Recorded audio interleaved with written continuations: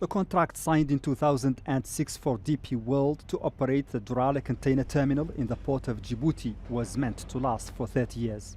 But in 2014, Djibouti launched a lawsuit against DP World, accusing it of bribing a former port director to secure favorable terms. Then on Thursday, the government terminated the contract.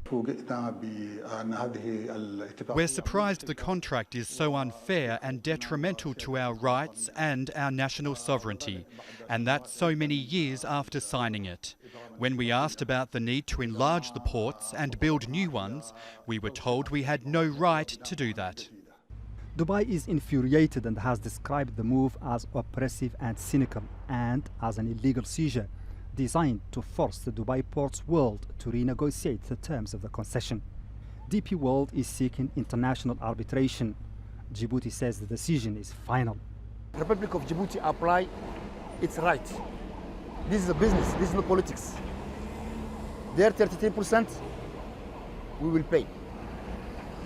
Anyway, we're ready to sell it. So why not they don't sell it to us?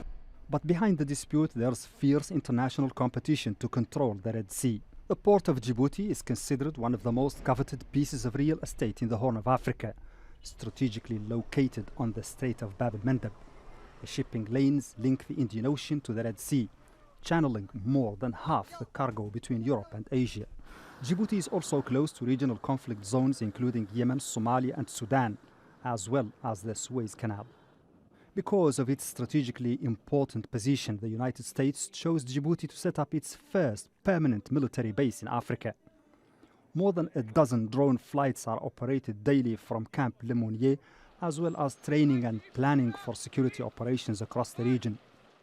France also has a military base in Djibouti, and China set up its first major military base overseas there. Japan, Italy, Spain, Saudi Arabia stationed troops there as well. Ironically, the country more dependent for its economic survival on Djibouti has no military presence. Landlocked Ethiopia receives 80% of its imports from the port. China is building an additional port for Djibouti, and it has recently built a much-needed railway line for the transportation of passengers and goods between Ethiopia and Djibouti. A decades-long border dispute between Djibouti and Eritrea made Ethiopia's interest in closer ties with Djibouti more important. Reports suggest that relations between Djibouti and the United Arab Emirates soured after the UAE started military cooperation with Eritrea. It's not clear who replaced the United Arab Emirates in Djibouti with the sudden termination of the DP World contract. Mohammed Val, Al Jazeera.